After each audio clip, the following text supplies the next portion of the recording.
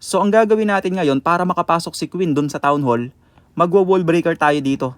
Papuntahin natin yung wall breaker dito. Pag naka-wall breaker tayo dyan, si Queen dire-diretso na yan dito sa loob. Matatanggal yung monolith, yung Town Hall, yung X-bow, lahat ng madadaanan ni Queen matatanggal niya dyan. Dito guys meron kaming war dito sa Jun Gaming Clan. Tapos dito bawas muna tayo ng atake.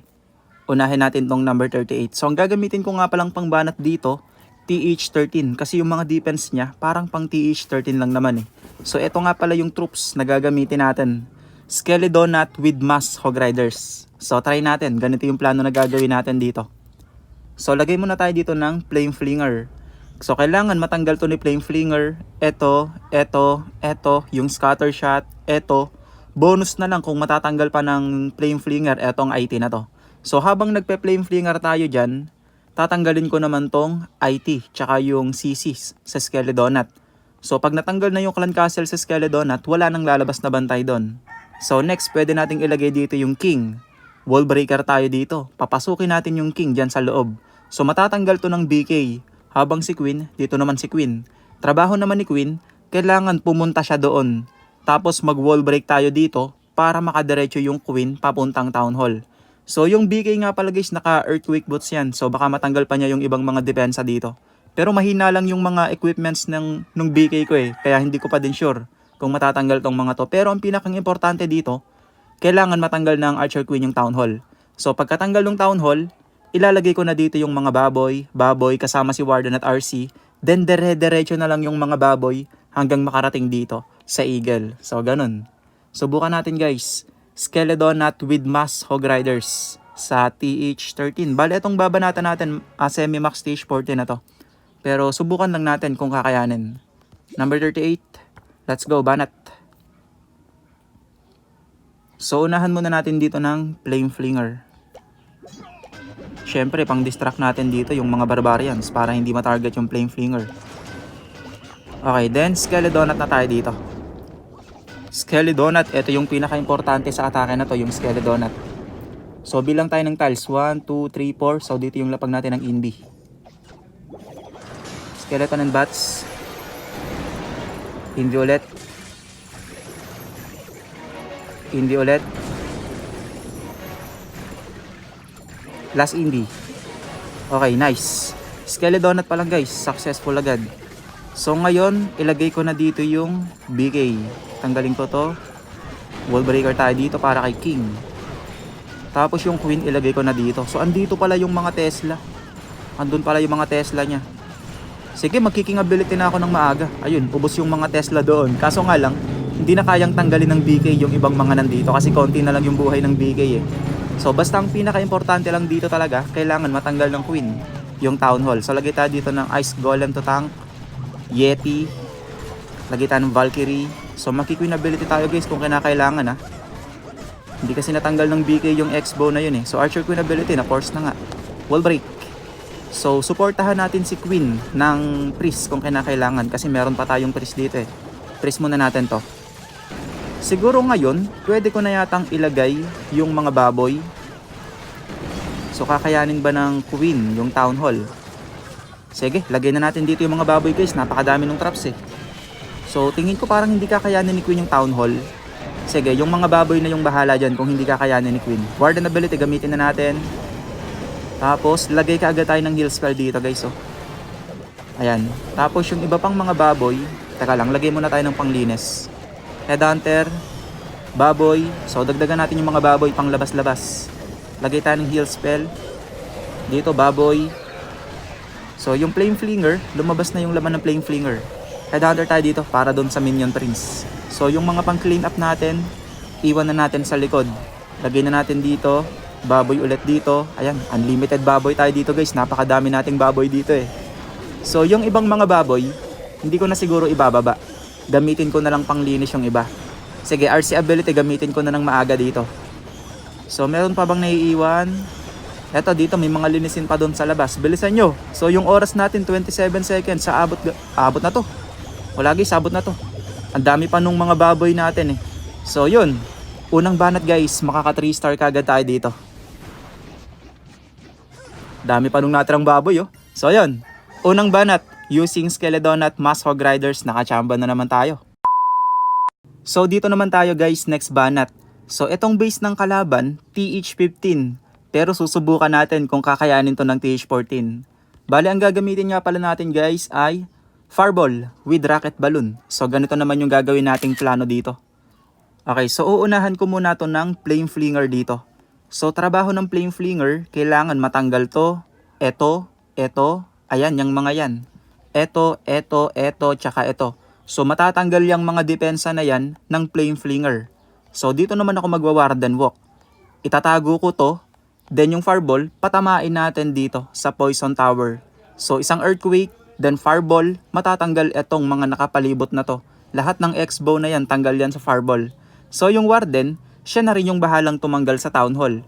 So ngayon, pwede kong ilagay dito yung King. Pero wait lang, kasi yung Warden, parang kakayanin niya yatang pumunta doon doon sa Scatter Shot.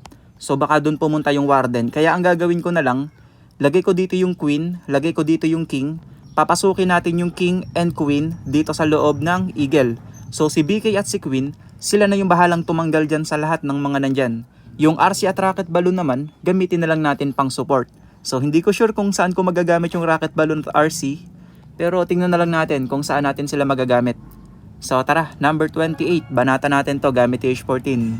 So try lang natin kung kakayanin So kung hindi naman to kakayanin, bahala na yung mga kasama kong maglinis dito. So let's go, banat.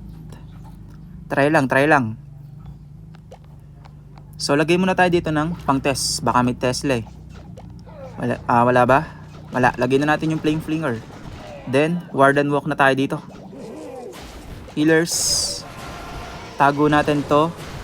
Earthquake. Then, Fireball. Ay! Yari sa Tesla. Ano ba yan? Ano ba yung Tesla na yan? Panira. Paktay tayo dyan. Sira ang plano natin guys dahil sa Tesla. Sana pumunta yung Warden sa Town Hall. Sira yung plano natin sa Tesla na yun. Saktong-sakto yung paglabas niya Kung kailan ako gumamit ng Fireball, sabay labas ng Tesla. So ngayon, hindi pa pupunta yung Warden sa Town Hall. Tanggalin ko na nga to.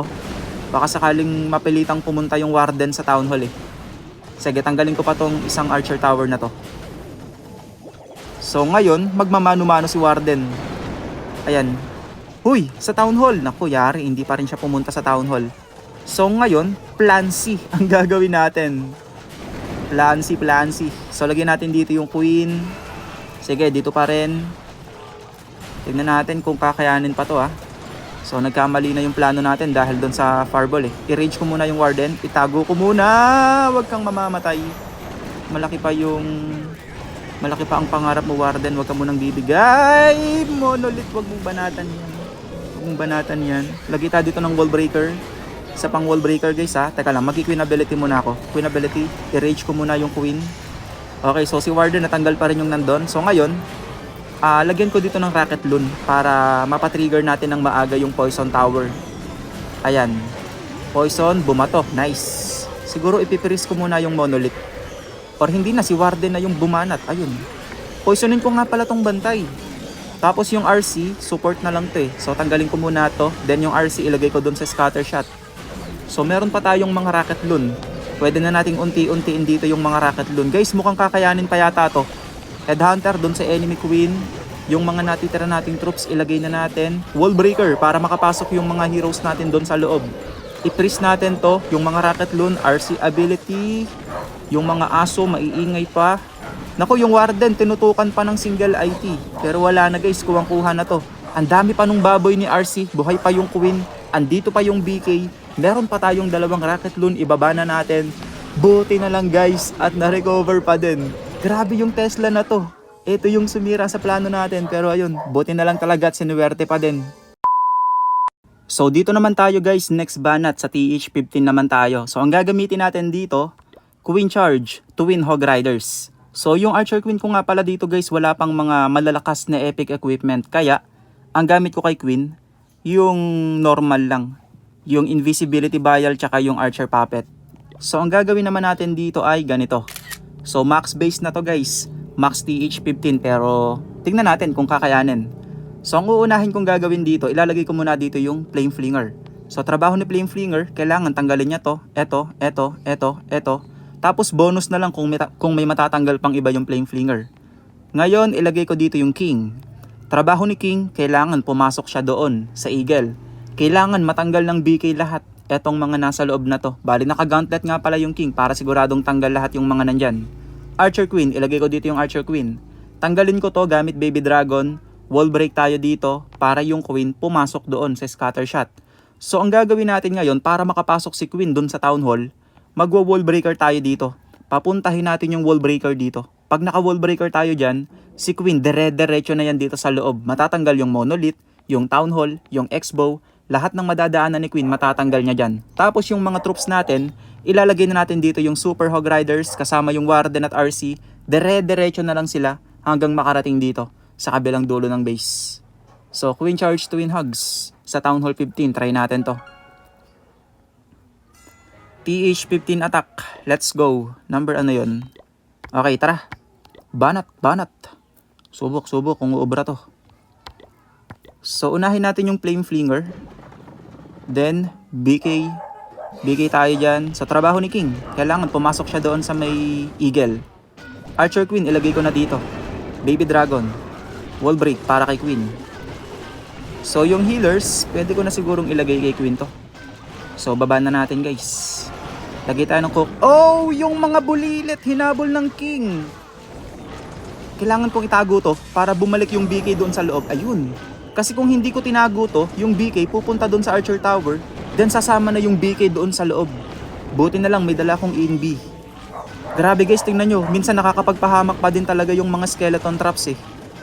So dahil dun sa skeleton traps, muntik pang lumihes yung BK. So dito pwede na nga akong mag BK ability. Sige, gamitin na natin ability ni King. Poisonin ko na dito yung mga bantay. Tapos yung Flame Flinger natin, okay pa naman. So ngayon, i-ready na natin yung wall breaker guys. Etong wall breaker na to, ito yung magbibigay ng daan kay Queen para makapasok yung Queen sa loob ng Town Hall. So lagyan na natin yung wall break. Sana umabot. So tingin ko naman naabot yan. Ayan na. Boom! Nag-aral sa Ateneo si Wallbreaker. Freeze muna natin yung Monolith. Ang sakit niyan, lalo na naka-rage pa. I-rage natin yung Queen. So bantayan ko muna yung Archer Queen guys ha. I-freeze ko muna yung Monolith at naka-rage pa siya. So ngayon, ilalagay ko na dito yung mga Super Baboy kasama yung Warden. Yung RC ilalagay ko na rin dito. Sama-sama na sila dyan. Tapos mga panglinis ka agad. Lahat ng Adhunters, Warden ability. Archer Queen guys, tingnan nyo. Napakalaki ng naabot ni Archer Queen. Dahil doon sa wall breaker na yon. So may mga wizard pa tayo dito ilagay na natin. Bali ito nga palang mga normal baboy, ito lang yung gagamitin natin sa mga depensa na nasa labas. Queen ability gamitin na natin. Freeze muna natin to, then baboy, lahat na natin yung mga baboy, tsaka yung mga wizard na panglinis. Skeleton, ilagay na lang natin dito yung skeleton spell pang distract. So meron pa tayong mga balloons. Sige, ilagay na natin dito yung mga natitirang troops natin. Tapos i-rage natin yung Queen, i-rage natin dito yung mga troops. Meron pa tayong natitirang archers, ilagay na natin dito. RC ability para sa mga karagdagang baboy. Wala na guys, kuhang-kuha na to. Grabe, tingnan nyo naman kung gaano karami yung baboy na natira. Napakalakas talaga ng Queen Charge Twin Hugs. So yun, TH15 attack, nakachamba na naman tayo dito. So yun nga guys, ang ating TH13, 14 at TH15 attack. Sana nakakuha kayo ng diskarte sa mga ginagawa kong drawing. Kaya paano, hanggang dito na lang ulit guys. Maraming salamat sa panonood.